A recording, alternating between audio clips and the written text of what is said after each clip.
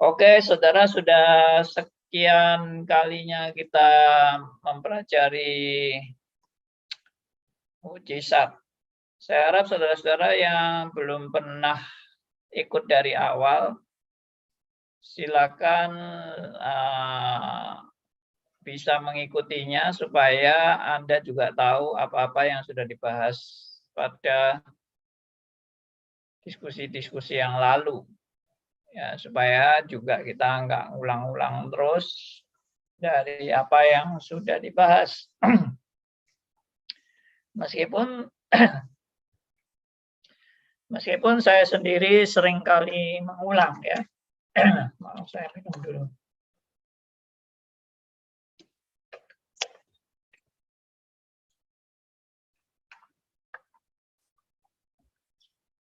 Ya, meskipun saya sendiri seringkali mengulang, tapi tujuan saya mengulang adalah untuk maju ke depan, ya, tidak terus muter-muter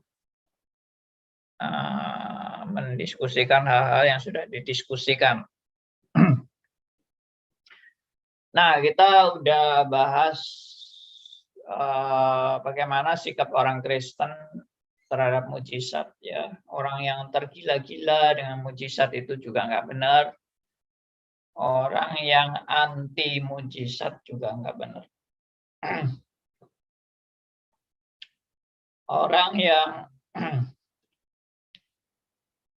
Orang yang tergila-gila dengan mujizat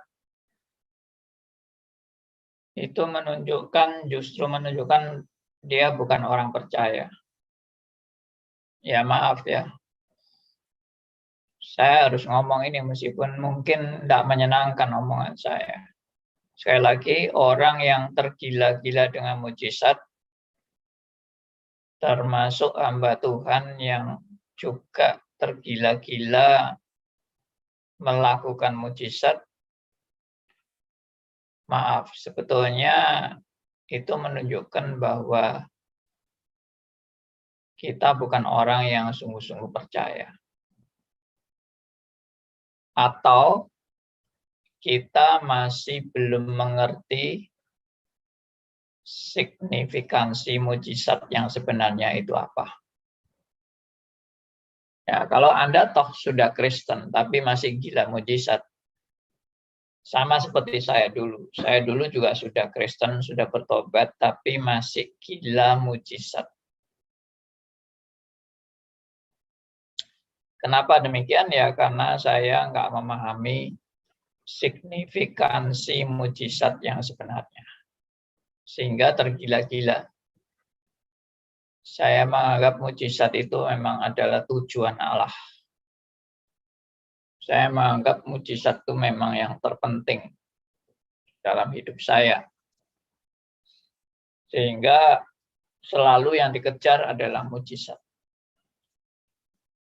Tapi setelah kita belajar, akhirnya kita disadarkan dan disiapkan. Yang terpenting bukan mujizat. Karena kalau kita sudah menganggap yang terpenting mujizat, berarti mujizat itu menjadi berhala kita. Ya kan? Simpelnya kan gitu. Anda mementingkan mujizat di atas segala-galanya. Berarti Anda sudah memberhalakan mujizat. Dan segala sesuatu yang lebih penting daripada yang kita sembah, itu sudah kita memberhalakan sesuatu yang kita anggap penting itu. Ya, kita lebih mementingkan mujizat itu daripada pengenalan akan Allah dan firman-Nya. Coba diuji orang-orang yang gila-gila mujizat itu. Belajar firman baik-baik enggak? Ya, ini suatu indikator kan. Kalau Anda merasa Anda memang tergila-gila dengan mujizat, apakah Anda mengutamakan belajar firman dan mengenal Allah itu terlebih penting dari mujizat? Tentunya tidak pasti ya. Kalau orang sudah mengenal Allah dan mengenal firman-Nya baik-baik, dia tidak akan mementingkan mujizat. Berarti orang yang tergila-gila dengan mujizat alias memberhalakan mujizat, dia berarti sudah tidak menomorsatukan Allah dan tidak menomorsatukan firman-Nya atau kebenarannya. Tapi yang nomor satu apa? Mujizat. Simple kan? Jadi kesimpulannya itu simple. Nggak usah rumit-rumit, nggak usah teologi tinggi-tinggi. Anda tergila-gila dengan mujizat. Mujizat adalah yang terpenting dalam hidup Anda. Berarti itu sudah menjadi berhala Anda. Dan Tuhan Anda atau kebenaran firman-Nya itu hanya nomor kesekian. Tapi nomor yang paling utama adalah mujizatnya. Ya jujur dong. Karena Anda memang tergila-gila dan mengutamakan mujizat di atas segala-galanya. Dan dengan Anda mengutamakan mujizat di atas segala-galanya, ya itulah yang menjadi berhala Anda. Oh enggak, saya tetap mengutamakan Tuhan. Tuhan bagi saya nomor satu. Ya Tuhan yang nomor satu bagi Anda adalah Tuhan yang selalu Anda tuntut untuk melakukan mujizat bagi kamu. Dengan kata lain, meskipun Anda bilang Tuhan terutama, tapi Tuhan yang terutama bagi kamu itu untuk kamu perintahkan melakukan mujizat menuruti keinginanmu. Iya kan? Karena orientasinya kan mujizat-mujizat terus dalam hidupmu. Dan kalau tidak ada mujizat, kamu kecewa. Kalau tidak ada mujizat, kamu marah kepada Tuhan. Atau ngotot, minta mujizat. Memaksa Tuhan untuk melakukan mujizat sesuai dengan yang Anda inginkan. Itu menunjukkan satu tanda indikator bahwa mujizat lebih penting daripada Tuhanmu.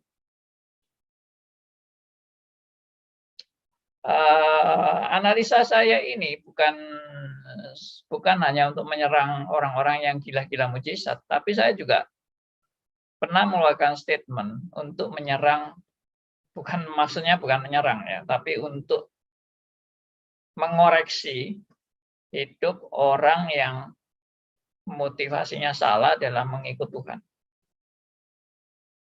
Saya kasih contoh gini, statement saya di Facebook. Ya, kalimat persisnya saya nggak ingat, tapi kira-kiranya begini. Anda mau menerima Yesus demi keselamatan Anda. Saya ulang ya. Anda mau menerima Yesus demi keselamatan Anda.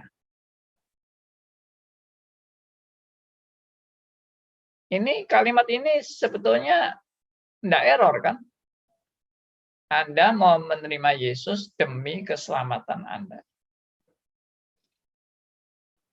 Tapi saya lanjutkan kalimatnya.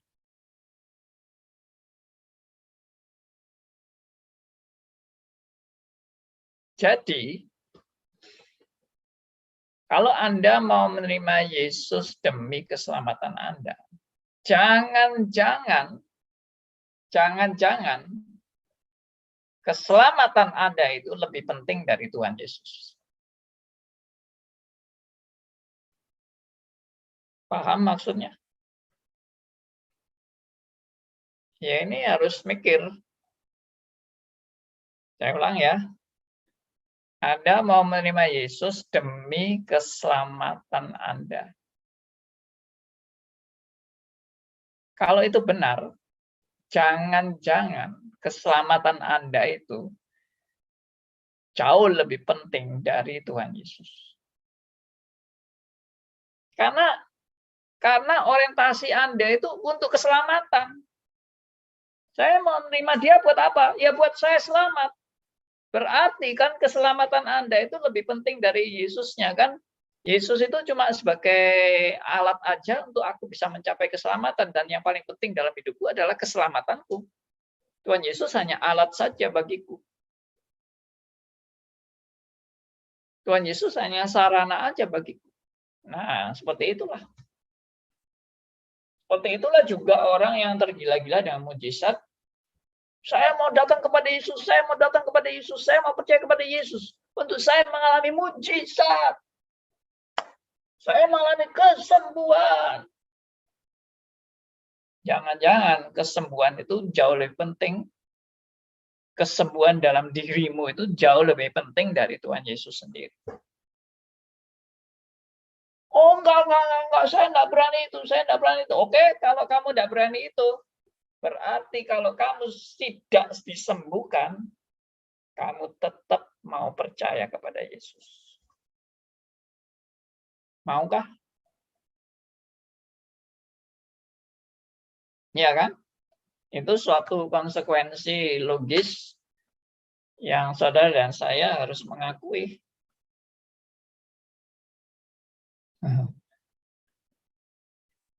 Jadi apakah Anda tetap mau percaya kepada Yesus meskipun Anda tidak memperoleh kesembuhan?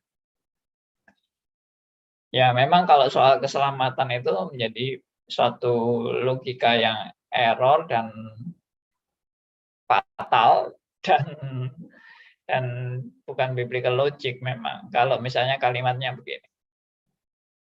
Ya, seperti tadi kan. Anda mau menerima Yesus hanya demi keselamatan Anda, untuk demi keselamatan Anda. Berarti bisa terjadi keselamatan Anda itu, keselamatan bagi Anda itu jauh lebih penting daripada Tuhan Yesus sendiri.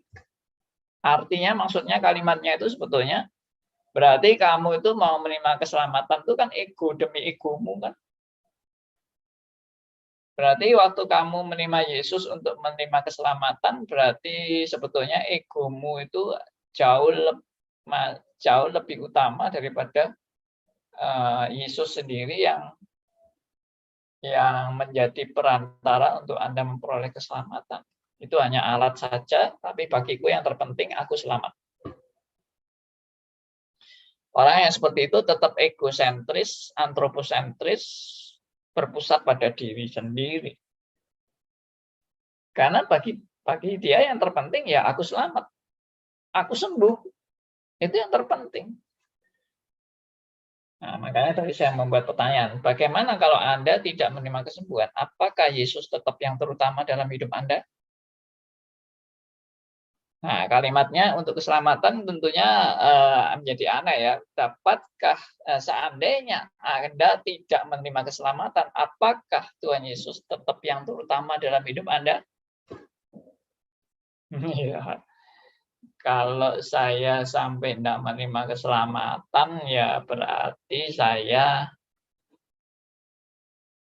tidak mungkin saya di dalam Yesus dong. Kalau saya tidak menerima keselamatan, saya menerima keselamatan itu karena saya betul-betul dalam Yesus.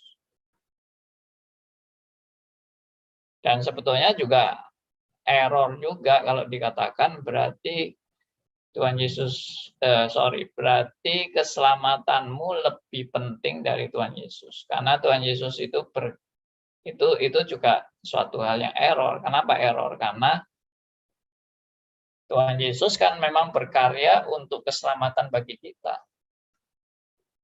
Tapi harus diingat, Tuhan Yesus berkarya untuk keselamatan bagi kita supaya hidup kita adalah hidup yang dipersembahkan bagi Allah. Roma 14 ayat 79 dan 2 Korintus 5 ayat 15. Ya, tidak ada seorang pun yang hidup untuk dirinya sendiri, dan tidak ada seorang pun yang mati untuk dirinya sendiri. Kalau dia hidup untuk Tuhan. Kalau dia mati untuk Tuhan. Untuk itulah Kristus sudah mati dan hidup kembali, supaya dia menjadi Tuhan baik atas orang-orang hidup maupun atas orang-orang mati. Ya, 2 Korintus 5 ayat 15. Ya. Nah, Kristus ini saya tidak hafal kalimat langsungnya, Tapi intinya adalah bahwa orang yang sudah diselamatkan oleh Yesus Kristus, dia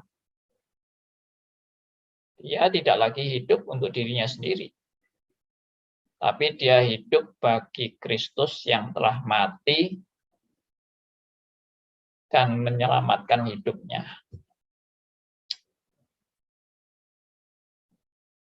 Nah, bagaimana dengan kesembuhan?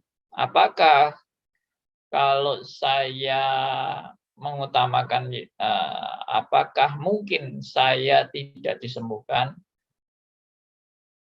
dan saya tetap mengutamakan Kristus tetap yang paling utama dalam hidup saya? Mungkinkah itu? Saya jawab mungkin, karena kesembuhan itu bukan prinsip. Kalau keselamatan itu memang nggak bisa dipisah dari karya Kristus. Saya tidak bisa mengatakan bagaimana kalau saya tidak selamat, apakah saya tetap mengutamakan Kristus dalam hidup saya? Ya, nggak mungkin, karena kalau sampai saya selamat itu karena saya mengutamakan Kristus.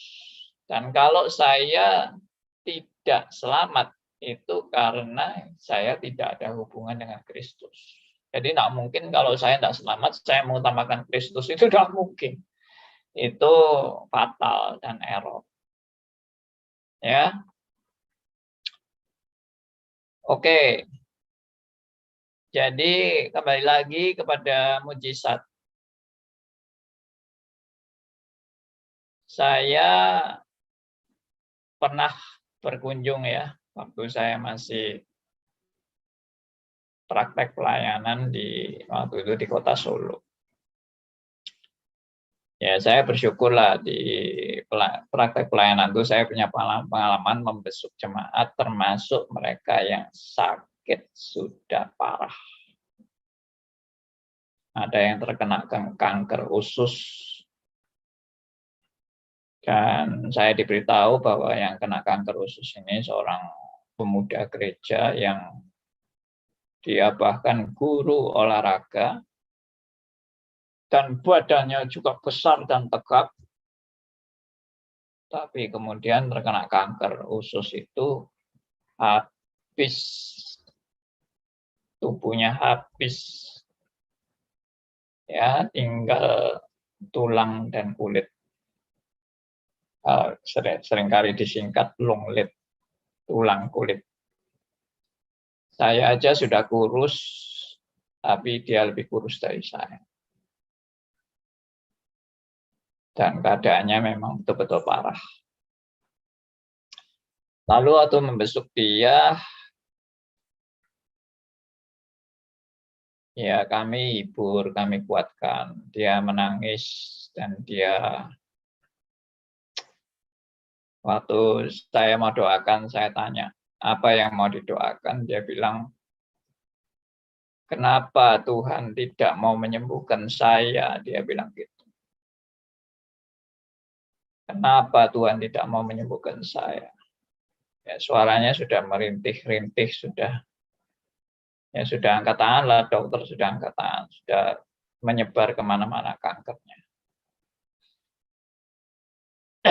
Saya ditanya gitu ya, karena saya waktu itu masa praktek, saya tidak bisa jawab macam-macam, dan ini kan saya hanya praktek 2 bulan, jadi ini juga bukan jemaat yang saya gembalakan, jadi saya tidak bisa banyak memberi masukan apa-apa sama dia. Saya cuma doakan aja supaya ya dia dalam keadaan seperti ini tetap percaya bahwa Tuhan itu mengasihi dia.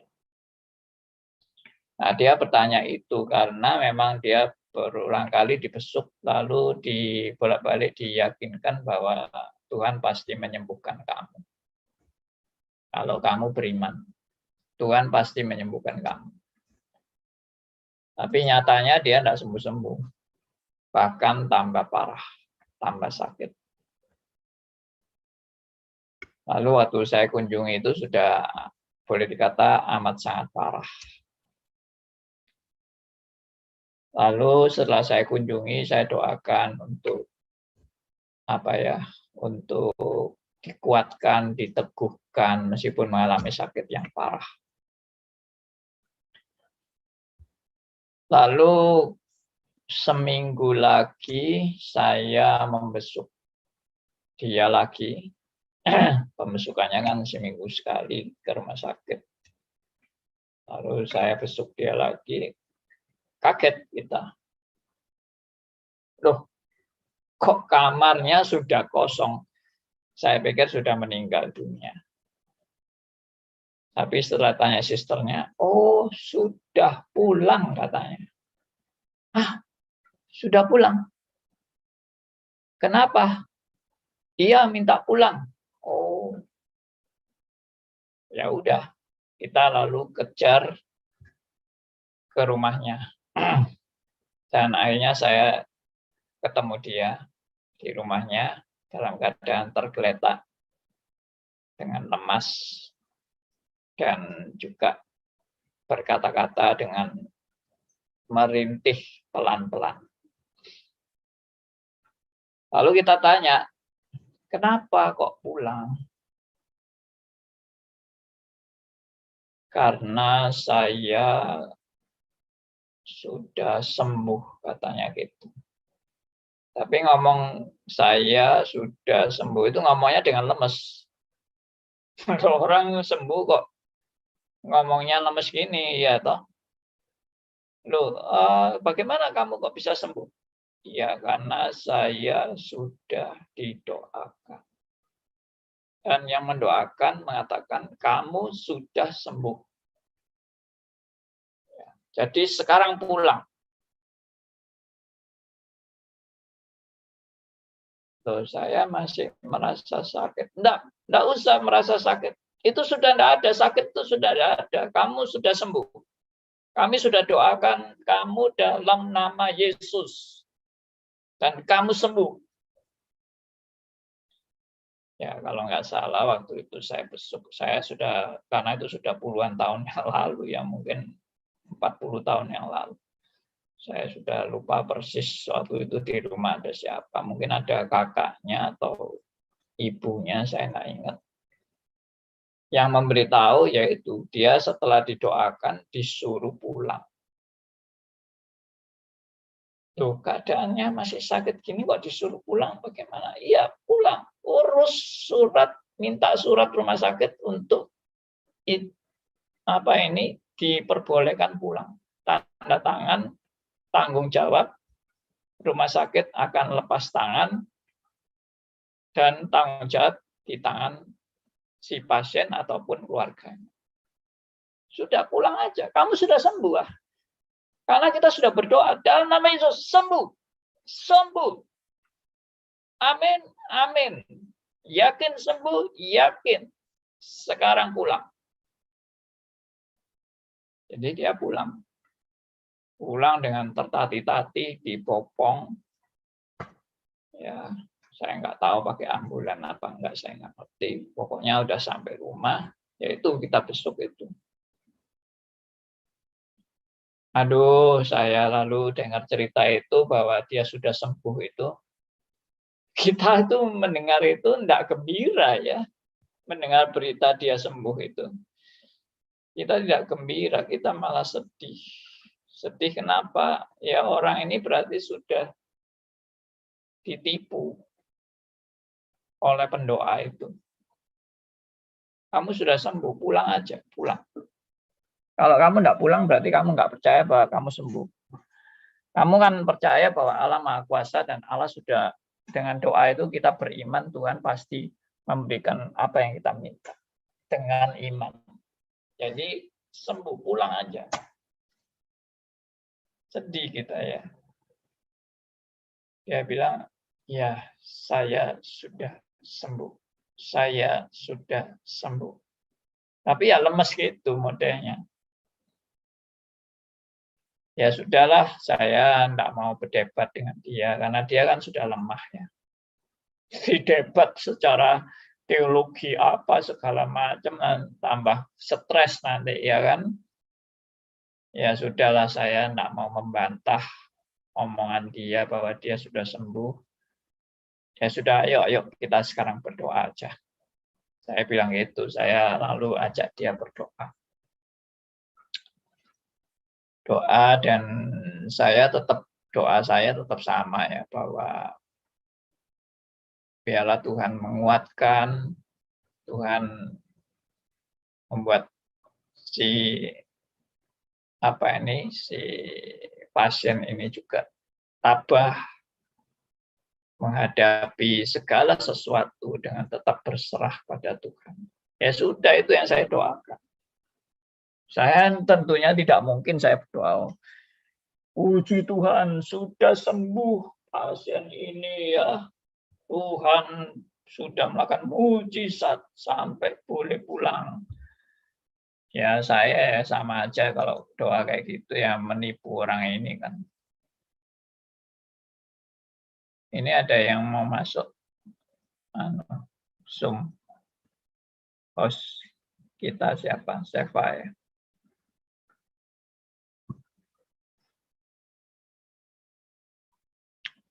Ya udah, saya aja yang terima. Pak Heru baru masuk. Pak Liman juga baru masuk. Nah, oke ya, saya lanjutkan. Jadi akhirnya saya doakan dia untuk tabah menghadapi apapun. Lalu setelah saya selesai doakan, saya pulang. Lalu saya tidak ingat ya berapa hari kemudian, kurang lebih 3 atau 4 hari kemudian saya dapat telepon. Orang pemuda yang sakit ini sudah meninggal dunia. Saya tanya kepada keluarganya, meninggalnya bagaimana, kok bisa sampai meninggal. Katanya pecah. Jadi di rumah itu tidak ada yang memeriksa kan, katanya sudah sembuh gitu. Tapi terus kemudian pecah ususnya atau bagaimana sampai pendarahan, bleeding dengan hebat sampai kehabisan darah dan meninggal. Nah, itulah sebetulnya yang menyedihkan ya. Kenapa saya bikin acara seperti ini?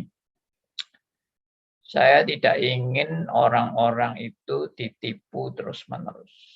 Tapi apa daya, saya hanya orang kecil dan saya bukan hamba Tuhan viral. Seperti yang hamba Tuhan hebat-hebat itu yang YouTube-nya bisa puluhan ribu, bahkan ratusan ribu, bahkan ada yang jutaan. Ya, tapi saya tidak ingin orang-orang itu tertipu terus-menerus dengan gombalan yang mengatakan kamu pasti sembuh, kamu sudah sembuh, kamu pulang saja dari rumah sakit. Ya itulah, itu keprihatinan saya, saudara-saudara. Jadi sebetulnya banyak penipuan-penipuan yang terjadi dan jemaat disugesti sembuh, padahal enggak sembuh. Tapi apakah ada yang benar-benar sembuh dari yang didoakan itu? Ada. Yang benar-benar sembuh ada, saya percaya, enggak semuanya bohongan. Kalau ada hamba Tuhan yang enggak percaya ada yang sembuh juga, menurut saya kenapa enggak percaya? Saya percaya bisa benar-benar sembuh, karena kesembuhan yang model seperti itu ada beberapa kemungkinan. Nah, ini saya mau analisa kesembuhan yang terjadi. Ya, kesembuhan yang terjadi, saya sudah pernah bahas ya. Kesembuhan itu bisa kesembuhan yang psikosomatis. Jadi sakitnya itu sakit yang nggak jelas, seperti sakit mah atau depresi, stres, ya. Ya, depresi itu lebih berat dari stres. Ya. Atau apa ini, ketegangan jiwa dan sebagainya. Ya, sampai bisa ada orang yang sampai lumpuh itu gara-gara ketegangan dalam syarafnya. Dia lumpuh. Tapi begitu dia sudah tidak mengalami ketegangan, dia juga mengalami ketenangan, dia mengalami kepasrahan. Tiba-tiba dia bisa berjalan. Bisa terjadi seperti itu. Itu namanya psikosomatis. Yang kedua, kesembuhan itu memang bisa dari kuasa setan. Jadi kalau ada kesembuhan, setan bisa nggak niru-niru kesembuhan? Kenapa nggak bisa? Dukunnya Firaun tuh hebat juga. Bisa melakukan mujizat-mujizat yang menyaingi mujizat tongkat Musa. Tapi memang selalu dibuktikan kalau kalah. Ya memang itu kan demonstrasi Allah. Tapi maksud saya setan itu bisa meniru. Setan pun juga bisa melakukan tanda petik mujizat. Jadi kalau Anda nggak percaya pada mujizat itu, ya Anda juga dibodohi setan ya. Bagi setan punya kok. Setan itu juga punya power lah, itu istilahnya.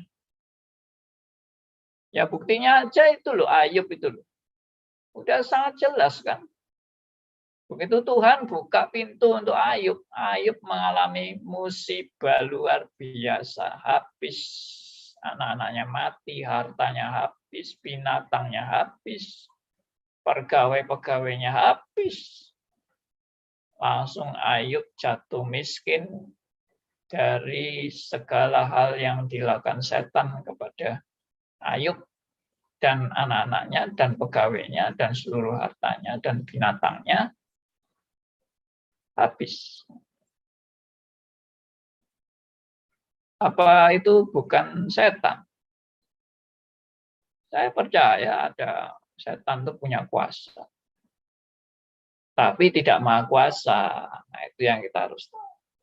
Ya, silakan baca, silakan dengar seri satanologi. Saya sudah bahas. Itu yang kedua. Kesembuhan yang kedua. Kesembuhan yang ketiga. Bisakah itu dari Tuhan sendiri? Saya jawab bisa. Biarpun yang mendoakan itu apa ya, nabi palsu atau hamba Tuhan yang ngaco, ya, tapi Tuhan mau sembuhkan juga bisa. Kenapa nggak bisa? Karena Tuhan bisa aja mau menggenapi rencananya melalui 1001 macam cara yang Tuhan mau pakai. 1001 macam cara yang Tuhan mau pakai untuk menggenapi rencananya menyembuhkan seseorang.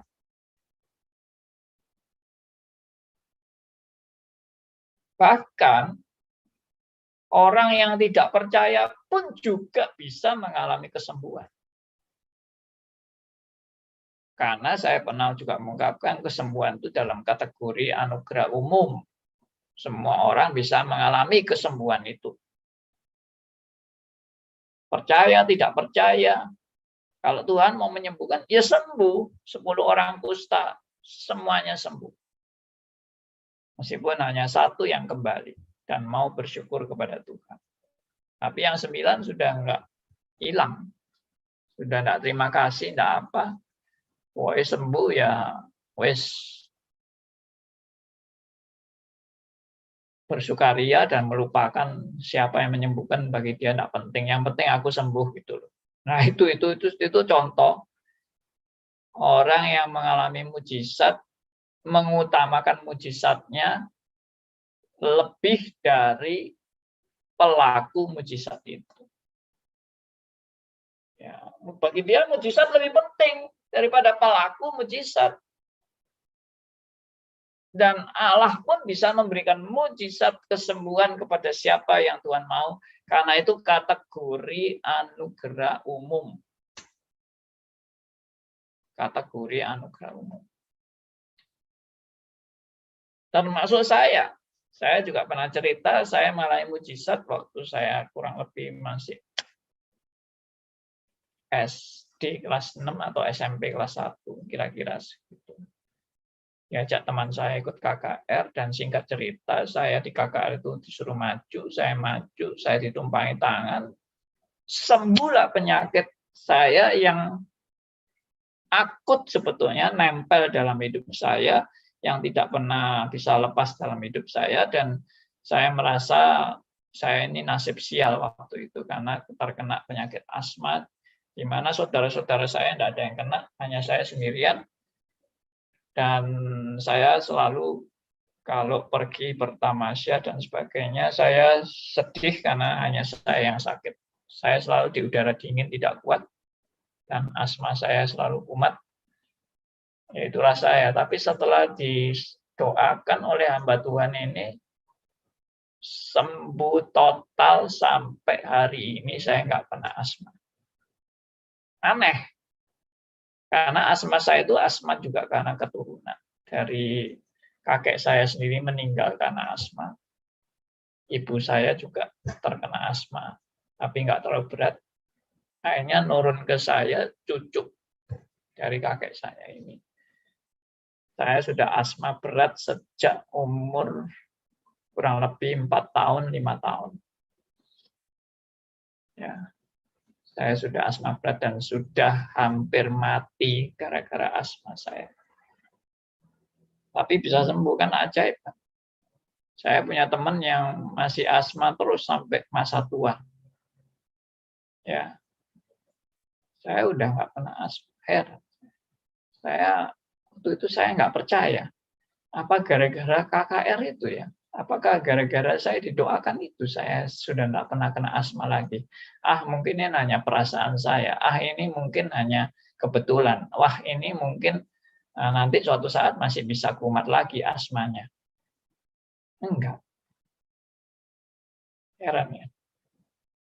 Ya itu berarti siapa saja Tuhan bisa berbuat bagi. Makanya saya pernah simpulkan apa? Mujizat itu bukan hal yang sulit bagi Allah. Untuk menciptakan langit dan bumi aja Tuhan tinggal berkata, jadilah terang, jadilah terang. Maka terang itu jadi. Ya. Jadilah tumbuh-tumbuhan, maka tumbuh-tumbuhan itu jadi. Hanya dengan berkata. Jadi apa yang sulit bagi Tuhan untuk menyembuhkan? Langit dan bumi yang demikian dahsyat Tuhan ciptakan hanya dalam 6 hari. Semuanya di bumi lengkap. Ya. Kalau kesembuhan itu perkara ringan banget. Tuhan Yesus cukup dengan berkata sembuhlah, maka sembuhlah kita. Bangkit, berdiri dan berjalan. Langsung yang lumpuh bangkit, berdiri dan berjalan. Gelora ombak yang dahsyat. Ya. Tuhan Yesus cukup hanya dengan perintah. Tenang. Langsung ombaknya berhenti dan tenang. Apanya yang sulit bagi Tuhan Yesus untuk menyembuhkan? Tidak ada yang sulit. Bahkan pohon ara pun dikutuk. Mati kau. Langsung pohonnya kering. Mati. Jadi kesembuhan itu bukan hal yang sulit. Kenapa Anda menganggap kesembuhan terlalu besar, terlalu dahsyat? Enggak sulit. Makanya saya pernah kan membuat satu tema.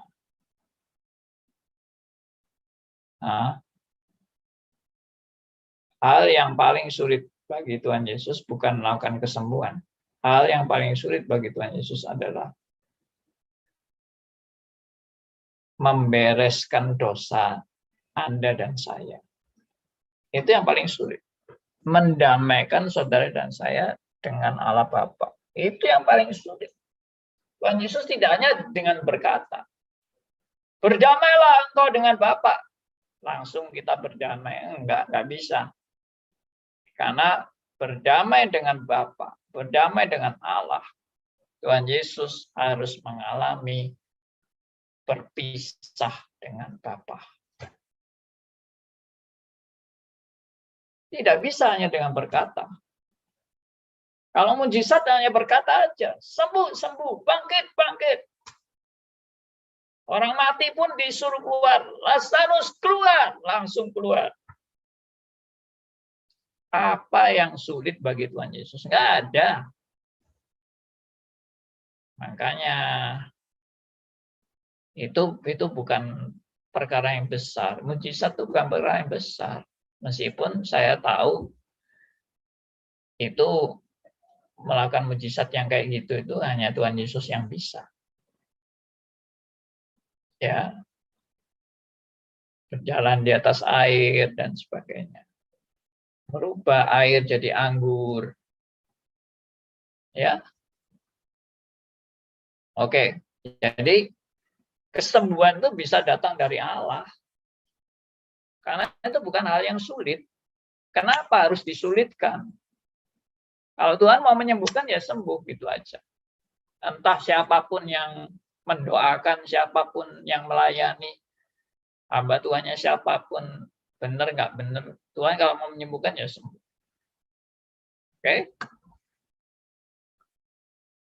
Nah, lalu hal yang berikutnya adalah kesembuhan itu bisa dari cara-cara yang saya pernah paparkan, yaitu positive thinking. Positive thinking atau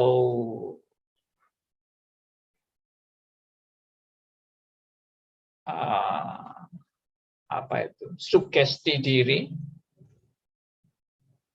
Ya, sugesti diri.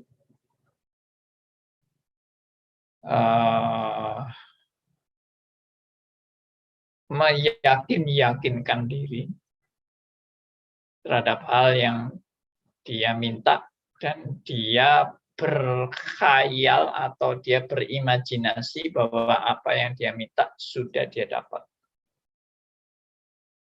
Ya, saya sudah dapat, saya sudah dapat, saya sudah dapat. Akhirnya orang itu tersugesti dengan cara-cara seperti itu untuk dia mendapatkan kesembuhan. Dan itu ternyata bisa terjadi. Dan itu dilakukan oleh tokoh pendiri Christian Science. Ya, saudara yang ikut kelas bidat, kita sudah belajar Christian Science. Bagaimana Ibu Mary Eddy Baker ini yang mempraktekkan dengan cara berpikir positif, dia mengalami kesembuhan yang tidak bisa diobati oleh dokter. Dan itu terjadi dalam dirinya. Hanya dengan apa? Berpikir. Kita bisa mengendalikan penyakit dengan pikiran. Nah, positive thinking ini juga dikembangkan sampai kepada para motivator dan hal-hal yang lain. Dalam film The Secret, ya saudara kalau belum tahu film ini, nanti cari aja di YouTube. Ya, judulnya The Secret. Ya, The Secret, rahasia. Itu praktek-praktek berpikir positif itu disaksikan secara nyata. Bukan hanya teori, tapi betul-betul praktek nyata. Jadi saya orang-orang yang itu mempraktekkan positive thinking dengan betul-betul mempelajari dengan konsentrasi penuh, kita bisa menggerakkan satu benda yang kita lihat dari jarak jauh. Ya, misalnya ada gelas di meja, saya berpikir konsentrasi kepada gelas itu. Dan saya perintahkan gelas itu akan bergeser. Ternyata bisa bergeser. Ya, kalau ada orang bilang, oh enggak mungkin Pak, itu bohongan tuh, goblok kalau kita percaya kayak gini. Nanti dulu, jangan cepat-cepat skeptis atau merasa itu bohong dan sebagainya. Saya percaya ada kekuatan-kekuatan tanda petik gaib atau supranatural yang merupakan tipu muslihat iblis. Jadi kalau dari poin yang tadi saya sudah bahas tentang bisa itu kuasa iblis. Ini kuasa iblis tapi nggak langsung karena ditunggangi dengan ilmu-ilmu teori manusia.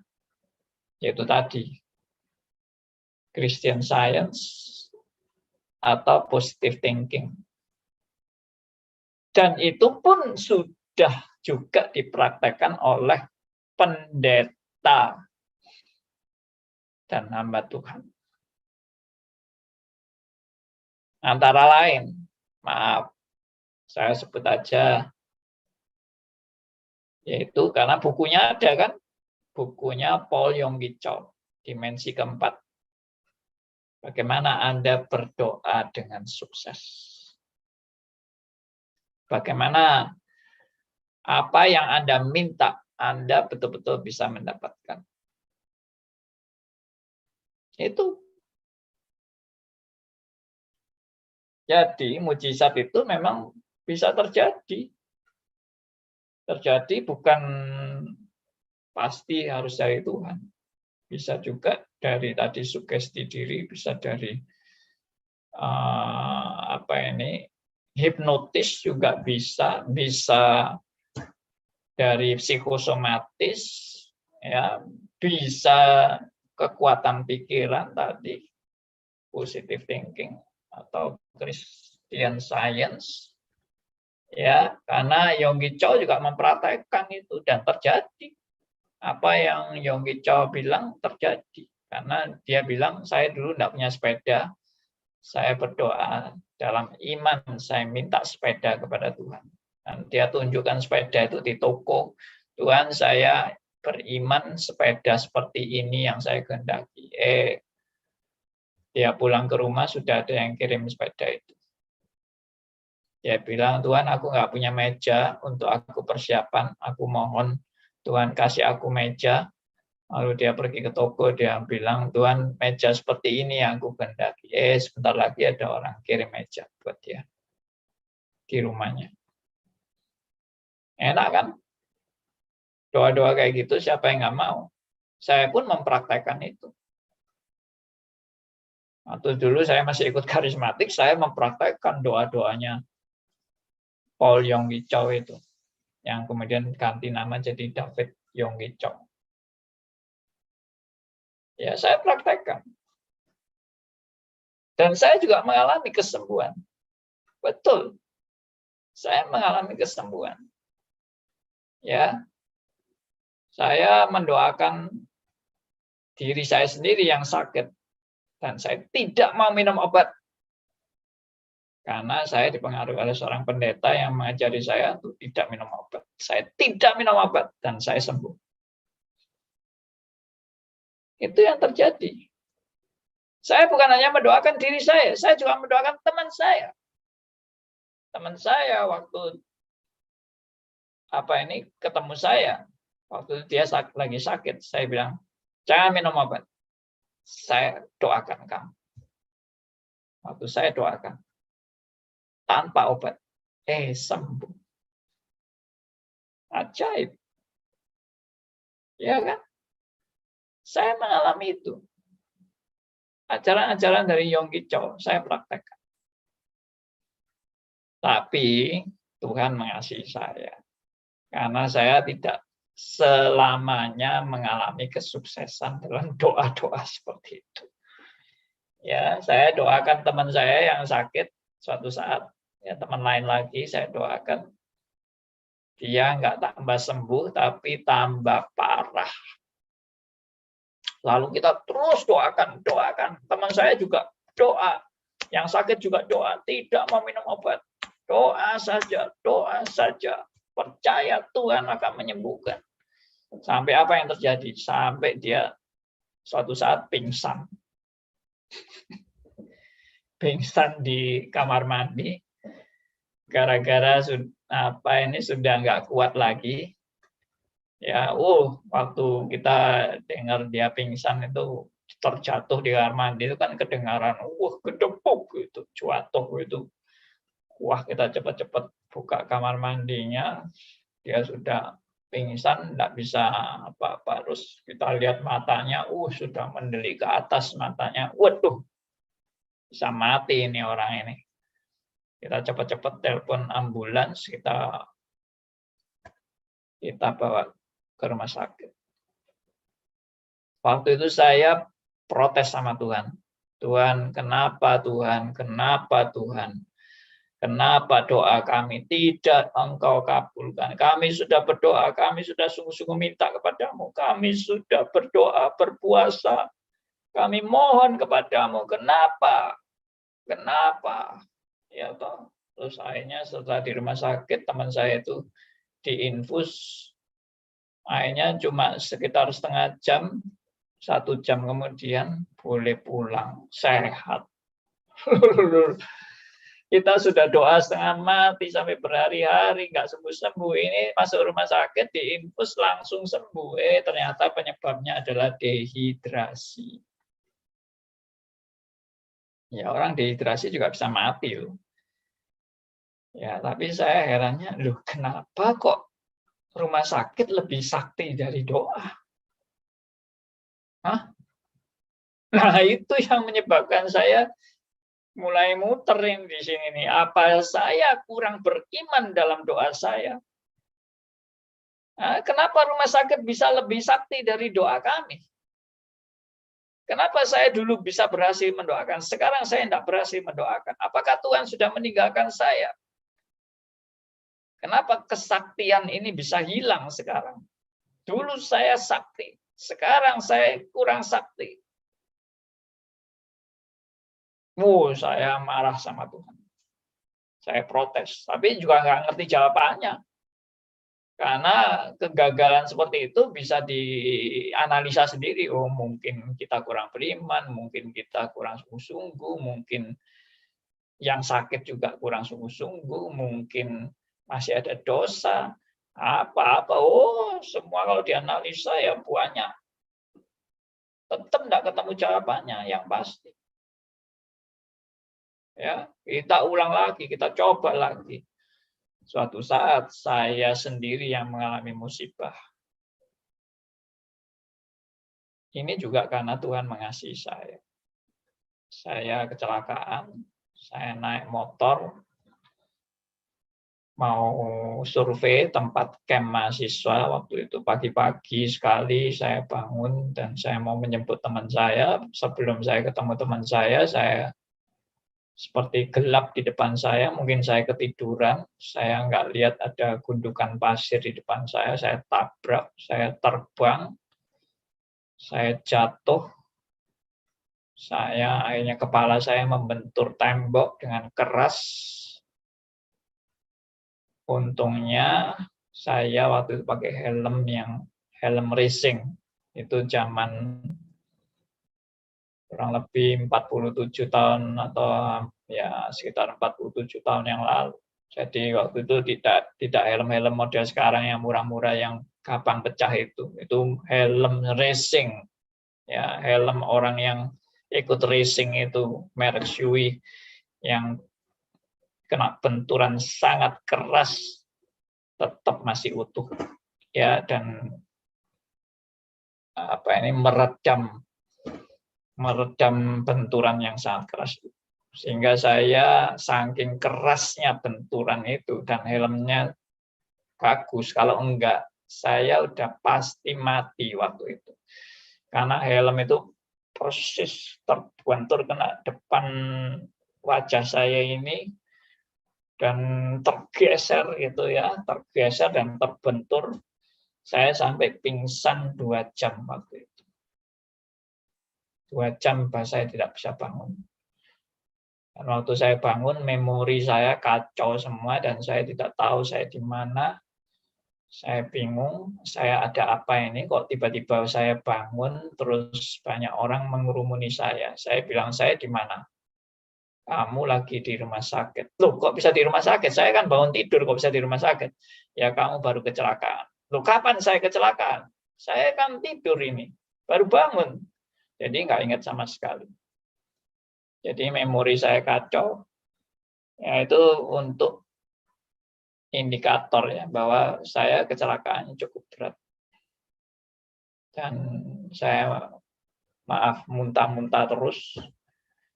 Saya nggak bisa pulih, sehingga saya lalu dibawa dari Salatiga ke rumah sakit di Semarang, naik ambulans. Ambulansnya ternyata rodanya lepas satu. Waktu membawa saya, hampir saya juga mati. Tapi Tuhan masih pelihara saya. Akhirnya roda yang lepas dipasang lagi. Bayangkan tuh gegar otak. Ya, mobil rodanya lepas. Untung tidak mengguling. Ya, saya kalau sudah mengguling, waduh, nggak bisa dibayangkan. Orang gegar otak, terus mobilnya kecelakaan. Begitulah jadi apa itu. Ya, kesimpulannya begini. Saya waktu itu marah juga sama Tuhan. Setelah saya mulai sadar, saya mulai bisa berpikir, Tuhan, kenapa aku kecelakaan? Kenapa Engkau tidak melindungi aku? Kenapa aku harus masuk rumah sakit? Kenapa aku harus ditangani dokter? Bukankah dokter itu hanya untuk orang tidak beriman? Dan saya terpaksa harus minum obat diharuskan oleh dokter. Saya padahal tidak mau minum obat. Saya hanya percaya pada kuasa-Mu. Waktu itu saya berkeyakinan seperti itu. Memang saya tidak mau minum obat, saya tidak mau ke dokter, apalagi ke rumah sakit. Saya anti banget, tapi saya terpaksa karena tidak bisa menolak. Saya sudah karota, tidak bisa apa-apa. Saya menoleh sedikit aja. Dunia seperti muter. Ya, miring-miring, nggak karu-karuan. Wah, saya baru mengalami itu, namanya dunia berputar-putar sampai saya ketakutan. Ya, waktu mulai bergerak, kepala bergerak, wah, seperti orang salto diputar-putar begitu. Wah, saya sampai ketakutan, saya pegang tempat tidur saya, saking takutnya. Dunia muter begitu hebat. Nah, itu keseimbangan saya kacau waktu. Dan yaitu mulai sadar, lalu saya protes sama Tuhan. Tapi kemudian saya sepertinya diberi hikmat sama Tuhan, ya. Tuhan, waktu itu saya seperti diajar begini, lihat itu. Dokter pun bisa dipakai Tuhan untuk merawat anak-anak Tuhan. Waduh, saya seperti tertegur ya waktu itu. Saya tertegur. Dokter pun bisa dipakai Tuhan untuk merawat anak-anak Tuhan. Jangan lu kira dokter hanya untuk orang tidak beriman. Termasuk sekarang dokter merawat kamu. Anak Tuhan. Ya, kalau Tuhan mau pakai dokter, kamu juga tidak boleh nolak. Itu maunya Tuhan. Tuhan bisa menyembuhkan orang secara mujizat. Tuhan juga bisa menyembuhkan orang secara pakai obat-obatan dan pakai dokter. Nah, waktu itu konsep saya mulai agak berubah ya. Saya akhirnya tidak bisa bilang anti dokter lagi, karena mau tidak mau saya diobati oleh dokter. Dan akhirnya dokter memang memprediksi saya sembuh saya itu baru bisa 2 bulan, karena melihat beratnya itu gegar otak saya. Kamu baru bisa sembuh 2 bulan. Tapi saya waktu doa sama Tuhan, Tuhan tolong sembuhkan saya. Ya, beri saya kekuatan untuk bisa sembuh secara mujizat-Mu. Wah, masih ngotot saya dengan mujizat ya waktu itu. Dan memang Tuhan berbelas kasihan sama saya. Saya yang diprediksi 2 bulan baru bisa bangun. Saya waktu itu 1 minggu sudah bisa duduk. Dan besoknya saya sudah belajar berdiri. Masih dituntun pelan-pelan. Akhirnya saya hari ke-10 mungkin di rumah sakit. Hari ke-10 saya boleh pulang, tapi harus istirahat 1 bulan. Saya di rumah, ya istirahat, saya ya bangun, tidur, latihan. Karena apa? Waktu dari bangun ke tidur, langsung putar semua. Dari tidur ke bangun, wah langsung putar semua. Saya harus belajar hidup yang bagaimana ini supaya benar-benar bisa normal. Ya banyak yang bilang jangan jalan-jalan dulu, tidur terus. Ya saya nggak tahan tidur terus.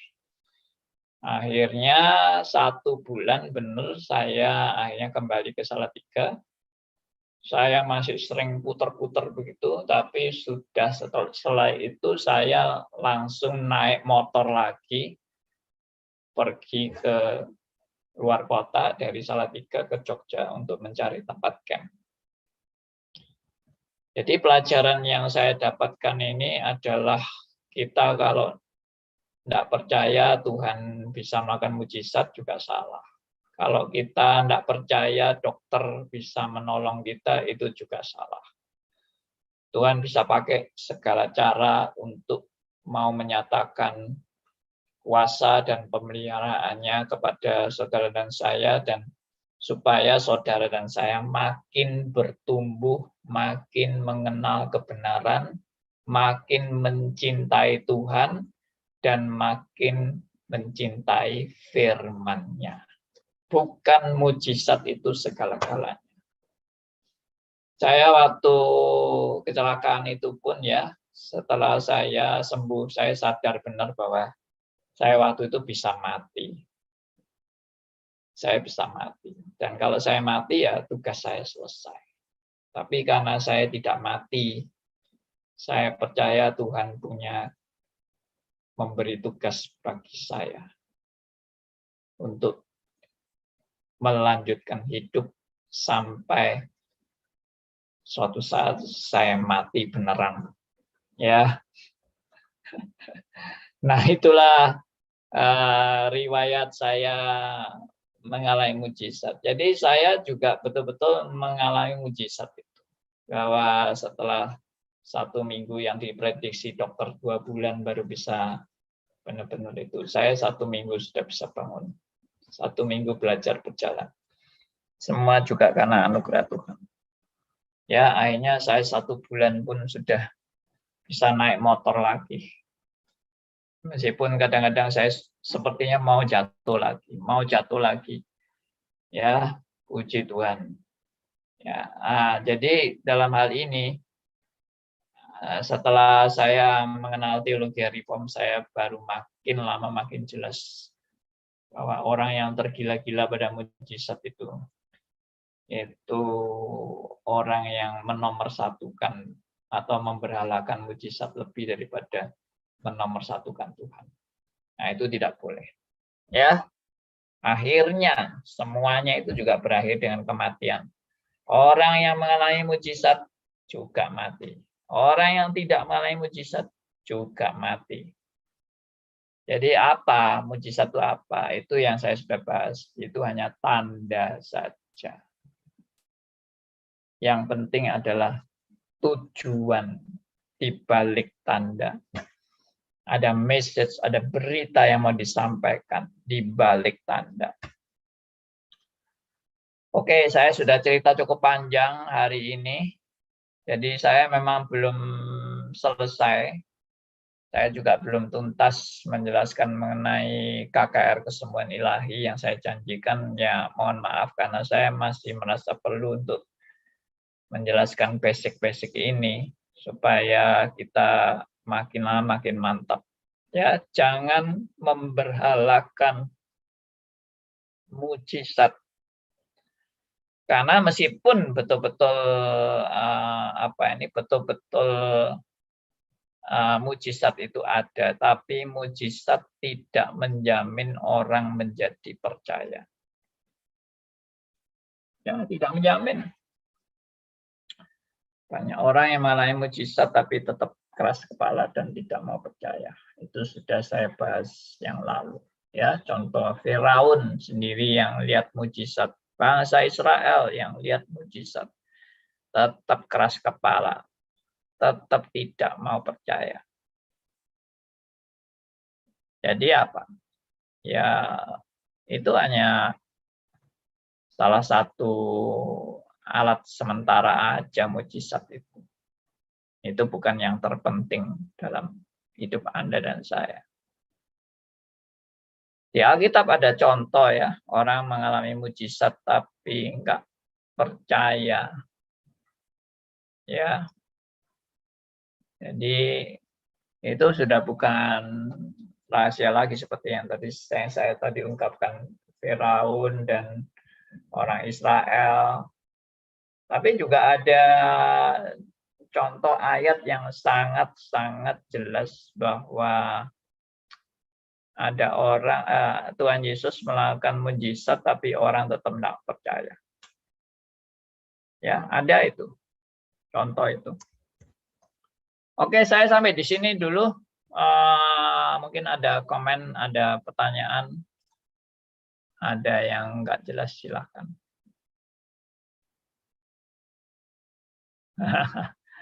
Ada yang bilang ini kok kayak film. Ceritanya Pak Andi kayak film. Fast and Furious. Ya Pak Martin. Oke, siapa yang mau ini tanggapi? Kalau ada silakan. Ya Pak. Oh Pak Aryo, Pak Sugianto. Oke Pak Sugianto dulu deh. Silakan Pak.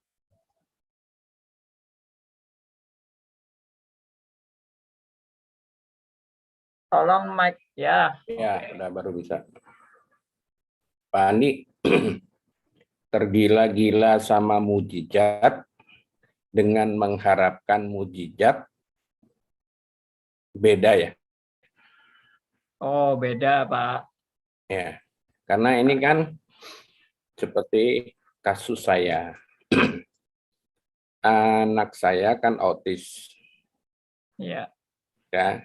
Jadi setiap kali ada gereja atau pendeta yang mengadakan siapa yang mau didoakan, saya hampir 90% maju.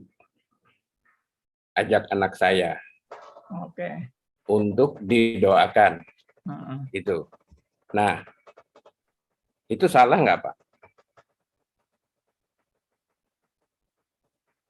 Waktu itu Bapak maksudnya udah kenal ajaran Reform atau belum, Pak? Belum. Cuma artinya begini. Ya, saya waktu berpikir bahwa kalau kita didoakan, apakah itu salah? Gitu.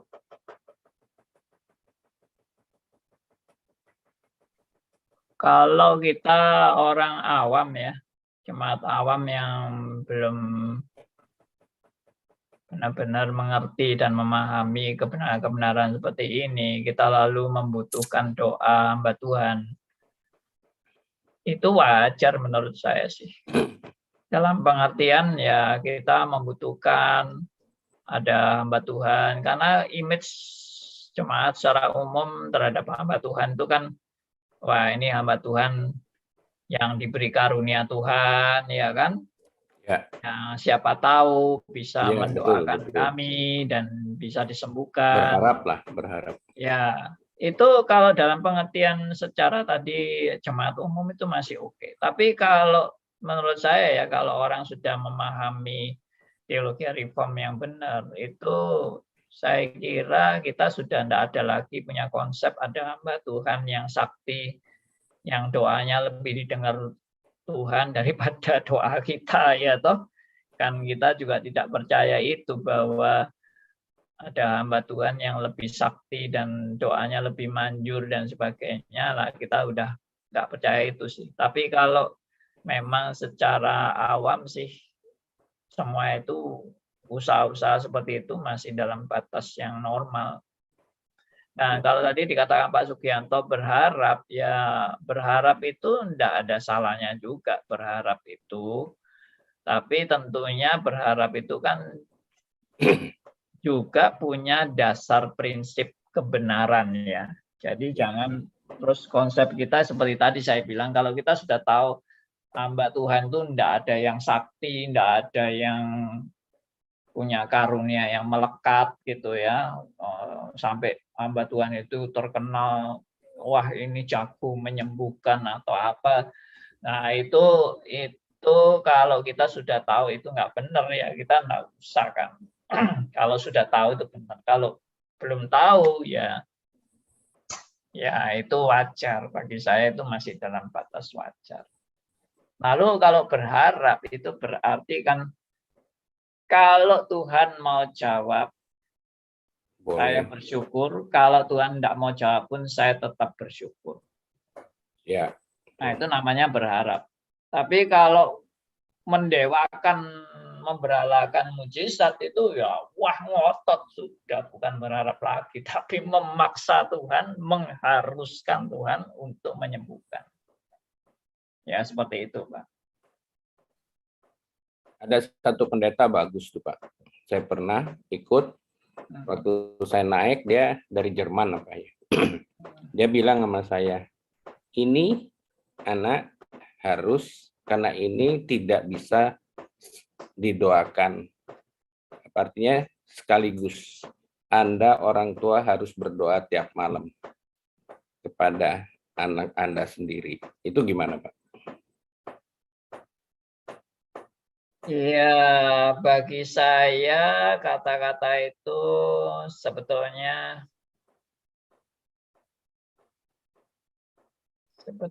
enggak usah kita Ambil pusing. menganggap bahwa wah ini kata-kata pesan dari Tuhan atau apa. Oh enggak. Ya, maksud saya ya itu semua kan seharusnya begitu. Apapun juga sakit penyakitnya juga kita itu tetap berharap kepada Tuhan kan. Seperti itu. Dan doanya itu memang ke arah bukan kita mengandalkan hamba Tuhan yang sakti itu yang bisa mendoakan secara manjur, tapi harapan kita kan bukan kepada hamba Tuhan, tapi kepada Tuhan sendiri. Arahnya ke sana sih. Ya. Terima kasih Pak. Terima kasih Pak Sugianto. Silakan Pak Aryo tadi mau bicara ya. Oke, sudah coba. Ya ini sudah bisa Pak. Ya, jadi menurut saya kesembuhan ilahi itu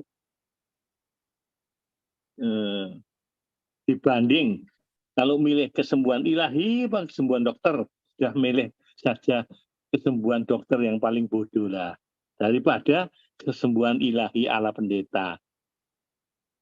Konyol Pak. Demikian Pak. Oke, ya Pak Aryo sudah bersaksi yang lalu ya, bahwa kalau mau mengandalkan kesembuhan yang benar ya seharusnya mengandalkan dokter. Dokter Itu goblok. oke Pak, tapi tidak berarti kita tidak percaya mujizat kan? Bukan. Jadi, Pak, kita percaya kalau Tuhan memberi mujizat mudah sekali. Tapi kita tahu persis Tuhan tidak mau melakukan mujizat. Karena terlihat dari prosentasenya antara kesembuhan dari Tuhan itu kecilnya luar biasa, 1/1.000.000.000 barangkali Pak. Atau 100 juta, atau 10 juta, ya lah. Di dalam satu arena di stadion itu, sing sembuhkan berapa, dan sing dikatakan disembuhkan itu pun ya masih konyol-konyol semua mungkin. Yang sembuh loh katanya, yang dikatakan wah ini saya sembuh, itu saya konyol ya. Jadi Tuhan senang dengan proses. Tuhan tidak mau memotong jalan. Saya paham maksudnya Pak Aryo itu, Tuhan itu bisa pakai jalan natural. Dan itu umumnya memang Tuhan bekerja juga dengan cara natural. Cara supranatural adalah cara yang memang sangat-sangat spesial dari mungkin 1 juta kejadian hanya 1 kali saja terjadinya mujizat, itu saya setuju bahwa memang mujizat itu namanya aja supranatural, jadi bukan hal umum, hal yang lain dari yang lain yang sangat istimewa, tapi bukan murahan juga ya, dilakukan secara murahan dan gampangan ya, tidak seperti itu. Dan yang natural itu ya mujizat luar biasa besarnya sudah cukup Pak. Yes. Yang natural itu mujizat besar yang Tuhan memang mau mainnya di sini. Tuhan tidak mau main yang supranatural, seolah-olah dia melawan hukumnya sendiri. Kalau dikatakan Tuhan tidak mau ya artinya begitulah, bahwa Tuhan lebih senang pada yang natural, dan natural itu ajaib luar biasa sudah. Yes. Ya, kalau yang lewatnya itu dia sudah melanggar hukumnya sendiri lah. Makanya dia akibatnya 0,0 sepermiliar mil. Baik. Oke ya. Saya tambahkan sedikit yang dikatakan Pak Aryo. Saya punya teman seorang dokter. Dia mengatakan, dokter itu sebetulnya tidak pernah menyembuhkan. Yang menyembuhkan itu adalah proses dalam tubuh manusia itu sendiri. Jadi dokter itu bukan menyembuhkan. Misalnya dokter itu cuma mengoperasi. Misalnya operasi apa, operasi batu ginjal, atau operasi jantung atau apa, itu memperbaiki onderdil tubuh itu, tapi nanti yang memulihkan semua itu adalah dari potensi yang ada di dalam tubuhnya itu sendiri. Jadi misalnya daging itu kan dibelah, tapi daging yang dibelah ini ditutup kembali, nanti nempel sendiri. Bersatu sendiri daging itu. Ya, saya pernah ada jemaat yang sakit kanker mah ya, mah itu apa ya? Apa itu namanya mah itu bahasa Indonesianya? Lambung ya. Jemaat saya ini sakit kanker lambung sampai 3/4 lambungnya dipotong karena kanker. Jadi tinggal 1/4 lambung, bayangkan.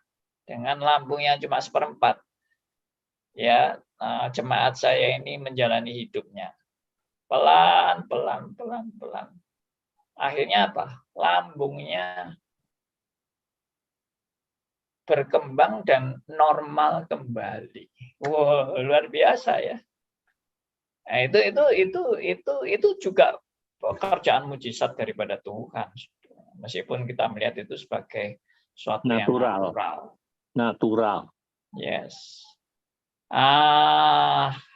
Oke. Ada yang mau tanya lagi? Ini Pak Arifin sudah angkat tangan ya. Saya buka mic-nya. Silakan Pak Arifin. Selamat malam. Ya, memang kalau bicara mujizat itu kan sesuatu yang fisik, yang kelihatan, yang seketika mau diketahui hasilnya. Padahal katanya Pak tadi Aryo bilang itu proses lebih penting, harus panjang. Ya. Sebetulnya mujizat itu semua dikaitkan sama kesembuhan-kesembuhan. Padahal mujizat terbesar itu bukan kesembuhan, tapi mujizat terbesar itu adalah pada saat seseorang percaya kalau percaya Tuhan Yesus itu adalah Tuhan dan Juru Selamatnya, itulah mujizat terbesar. Jadi memang kalau pada saat kita ngomong mujizat, ya kita percaya mujizat itu ada. Pada saat seseorang berbalik dari tidak percaya menjadi percaya, itu mujizat yang luar biasa. Saya rasa itu lebih harus kita pegang. Terima kasih. Amin. Ya, Pak Arifin sudah memberikan message yang penting bagi kita semua bahwa mujizat yang terbesar adalah bagaimana kita boleh percaya kepada Tuhan. Tuhan yang benar-benar Tuhan. Ya, bukan Tuhan palsu, bukan Tuhan buatan manusia, tapi Tuhan yang sejati. Itu mujizat terbesar. Amin. Ya. Saya punya beberapa klip video tentang mujizat. Anda bisa lihat di YouTube. Ya, bisa lihat di YouTube-nya Stris Ngagel maupun di YouTube-nya saya pribadi, channelnya Andi Halim atau channelnya Stris Ngagel. Ada beberapa rekaman saya tentang mujizat. Ya, lalu ada juga yang pakai gambarnya lampu Aladin itu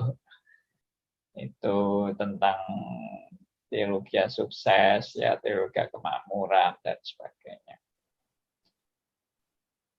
Baik, sebetulnya masih banyak materi yang saya mau sampaikan, tapi ya karena waktu sudah hampir jam 9, saya beri waktu, ada teman-teman lain mau kasih komen, silakan.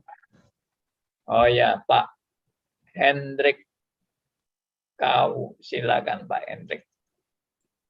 Iya, terima kasih Pak Andi. Menyangkut mujizat, dulu saya sering mendengar hamba-hamba Tuhan yang luar biasa dipakai Tuhan, ya, katakanlah istilahnya begitu. Mereka selalu mengatakan bahwa Tuhan itu menyediakan penderdil tubuh manusia di surga. Jadi apabila ada orang sakit, misalnya jantung, ya organ-organ tubuh lah, selalu diberi pengharapan kepada orang-orang sakit. Atau juga pernah di KKR kan di satu lapangan di Istora Senayan bahwa penderdil tubuh manusia itu Tuhan sediakan di surga bagi mereka yang percaya. Tapi saya cari-cari ayat kok belum pernah saya ketemu itu kata ada penderdil. Saya cari-cari sampai hari ini belum pernah saya jumpa itu, baik di perjanjian lama maupun di perjanjian baru, bahwa ada penderdil tubuh manusia, suku cadang, ya. Jadi rupanya kalau ada seperti mobil itu ada spare part. Kalau rusak mobil kita ganti spare part-nya, ya kan? Patinanya dan lain sebagainya. Nah, waktu Yonggi Cho itu sakit, saya tahu itu kan ada kesaksiannya seperti Pandit bilang tadi, dimensi keempat itu saya juga baca. Iya. Situ memang dikatakan juga bahwa paru-parunya itu yang berfungsi hanya 1/4. Waktu dia divonis dokter, umurnya cuma 3 bulan saja, dia mati. Tapi karena mujizat Tuhan itu, di mana ada anak perempuan yang datang membawa Alkitab kepada dia waktu dia belum percaya, karena bapaknya sendiri itu ketua Buddha di Korea. Itu Injil diberitakan oleh perempuan, bukan diberitakan, dia memberikan itu karena Paul Choyonggi itu menolak pemberitaan anak perempuan ini, memberitakan Yesus. Jadi dia kasih Alkitab itu, Lalu dia membaca Alkitab itu, oleh bilur-bilurnya kamu telah sembuh. Dan itu menjadi bahasa imannya dia. Ini anak ini kok tidak henti-hentinya dia datang ke saya mau memberitakan firman, walaupun berapa kali saya tolak. Tapi ini terakhir dia kasih buku kitabnya orang Kristen. Itu dia baca itu. Nah, dia jumpai 1 Petrus pasal 2 ayat 23, 24 dan 25 itu. Oleh bilur-bilurnya saya telah sembuh. Nah, itulah menjadi bahasa imannya dia. Sehingga menurut kesaksiannya buku itu dia disembuhkan. Dia disembuhkan. Lalu dia tinggalkan rumah sakit itu, dia pergi dan dia mencari pendeta. Ketemulah sama seorang misionari. Kira-kira jalan cerita seperti begitu. Lantas bagaimana caranya dia sembuh? Sementara paru-paru tinggal 1/4. Kan sesuatu yang tidak mungkin, Pak. Ya kan, bagi manusia. Ya tentu kita percaya kalau bagi Tuhan kan tidak ada yang mustahil kan. Ya. Tidak kalau disepakatin begitu bahasa saya.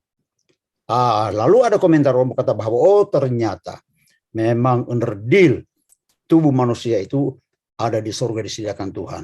Jadi yang gitu itu paru-parunya diganti dengan paru-paru yang baru. Sebab ketika dia cek kembali dibandingkan dengan hasil lamanya itu, yang lama itu 1/4 tinggal paru-parunya yang berfungsi.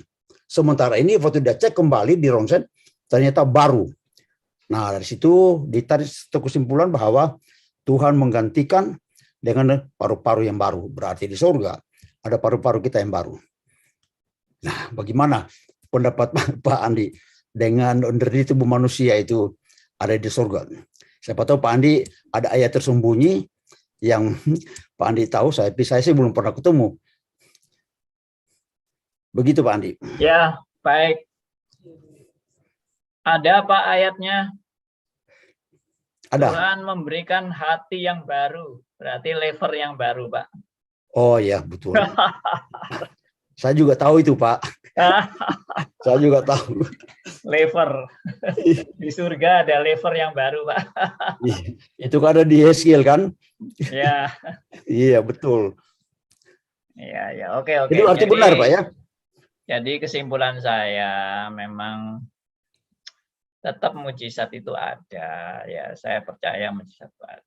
Tapi akhirnya manusia yang mengalami mujizat itu kan juga mati juga.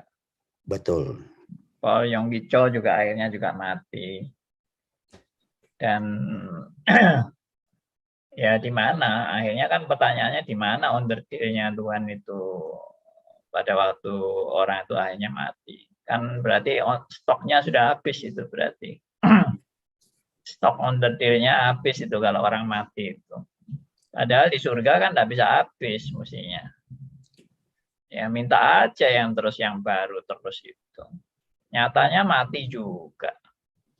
Jadi menurut saya ya pasti itu bohongan itu. Itu saya tidak percaya 100% dengan onderdil dari surga itu. Kalau caranya kayak gitu, orang yang lahir tanpa punya kaki ya bisa dapat kaki baru lah, ya kan? Iya. Ya. Lalu Fujicik itu yang tidak punya kaki, tidak punya tangan, kenapa tidak minta onderdil dari Tuhan aja langsung di tangan baru, kaki baru? Ya. Nah itu semua nggak benar, nggak beres. Ya, oke. Sudah jam 9 lebih ya, terima kasih. Ada teman lain yang masih mau sharing mungkin atau ada komen? Pak Gegi?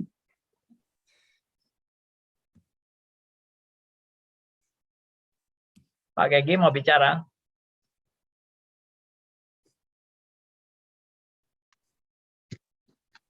Oh iya ini.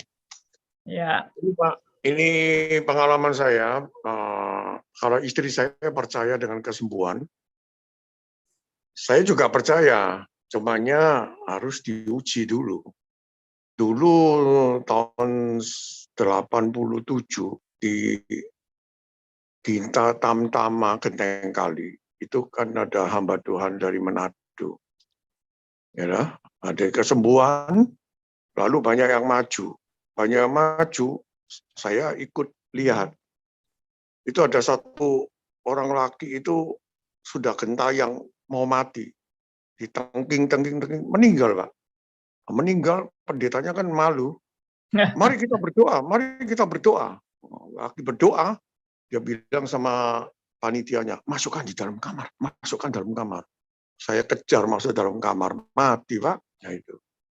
Nah, ya itu pendeta yang ambil istri saya ternyata itu.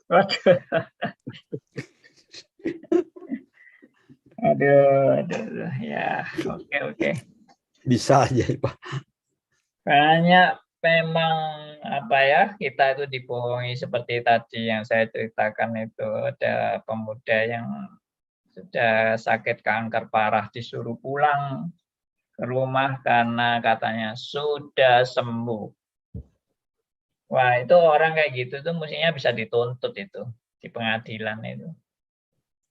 Ya, berarti dia akan memberitakan berita bohong itu. Ya, pendeta-pendeta kayak gitu masih aman-aman aja sekarang. Soalnya kalau orang mau keras, ya bisa dituntut masuk penjara itu. Karena dia akan memberitakan berita bohong. Dan mungkin kalau bisa dituntut masuk penjara gitu, baru mungkin kapok ya. Baru mungkin nggak berani kasih klaim-klaim kamu sudah sembuh, kamu sudah sembuh. Sembuh apa? Ya. Nah, itulah hal yang kita sekali lagi bukan tidak percaya ada kesembuhan. Percaya kalau Tuhan mau bikin kesembuhan itu bukan hal yang sulit. Itu hal yang cuma sekali berkata langsung jadi. Kalau Tuhan mau. Ya kan? Tapi kembali lagi, apakah Tuhan bisa kita paksa untuk menuruti keinginan kita? Ya, kalau sampai bisa, ya itu pasti bukan Tuhan. Oh ya, Pak Halim, Pak Andi, ya. saya mau tanya Pak Andi. Ada hamba Tuhan salah satu bilang sama saya, ini Pak Keki, si A itu setruk dosa mengambil istrinya Pak Keki. Nah, apakah itu dosa dari itu, dari mengambil istri saya, dia setruk lalu meninggal? Apakah itu dosa dari itu? Coba. Saya nggak tahu dan tidak bisa menjawab, tapi yang pasti ngambil istrinya Pak Keki ya pasti dosa lah. Nggak usah ditanya, Pak.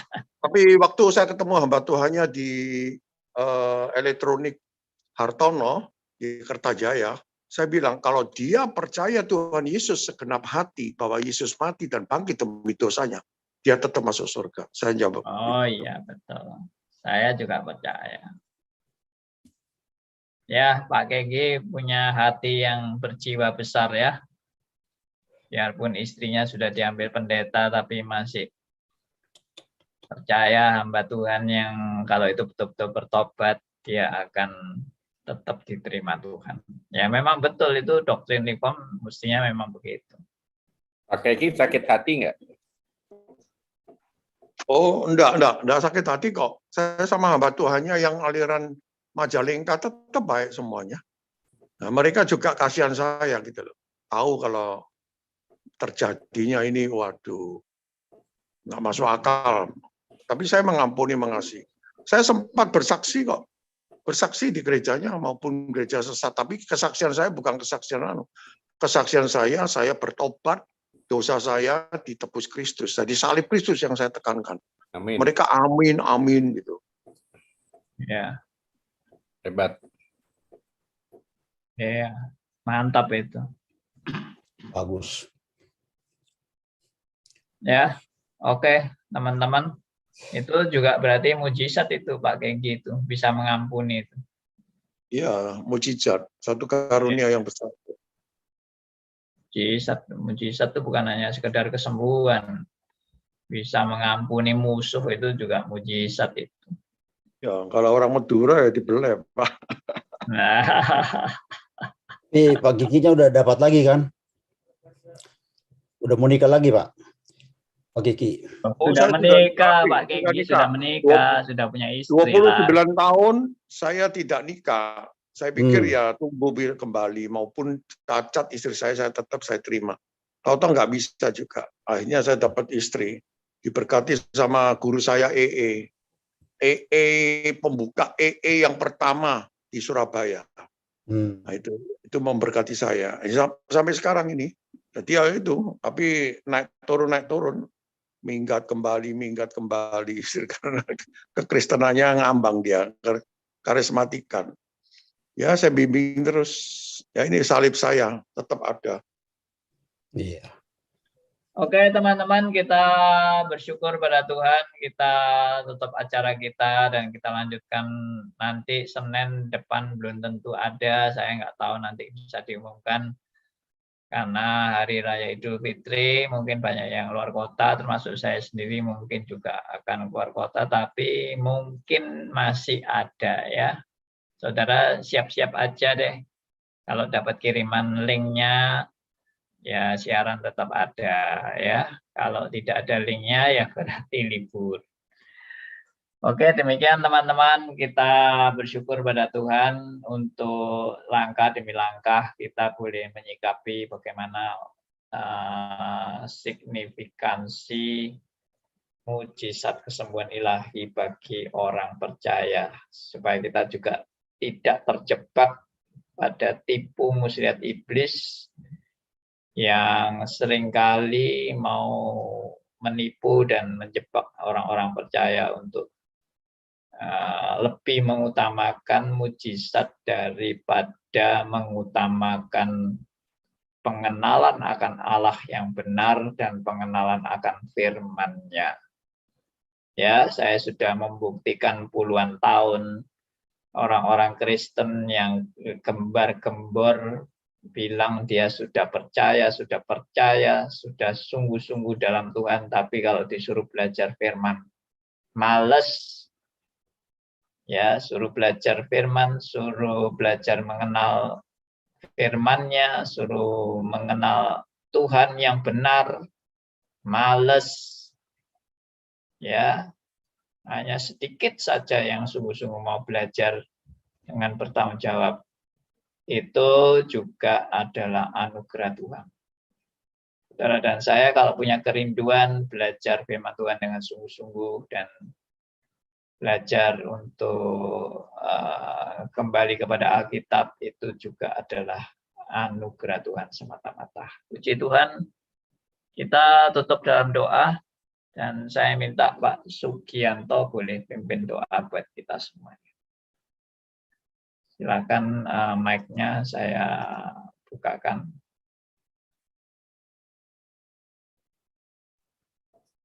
Mari kita berdoa. Tuhan Allah Bapa kami yang di dalam surga, puji syukur kami naikkan kepadamu bahwa Engkau telah memberi kesempatan kepada kami untuk belajar. Sekali lagi belajar akan kebenaran firman Tuhan yang disampaikan oleh hamba-Mu Pak Pendeta Andi Halim. Berkati terus Pak Andi Halim, kiranya diberikan kesehatan dan hikmat-hikmat baru di dalam memberitakan firman Tuhan. Ya. Terima kasih Tuhan, dan kiranya juga sebentar kalau kami ingin beristirahat, Tuhan sertai kami, sehingga besok pagi kami dapat bangun pagi dengan sehat. Terima kasih Tuhan Yesus, kiranya apa yang kami pelajari dapat kami lakukan dalam kehidupan kami sehari-hari, dan akan memberikan kami pertambahan iman yang lebih besar ke hadapan-Mu Tuhan. Terima kasih, dalam nama Tuhan Yesus kami sudah berdoa. Amin.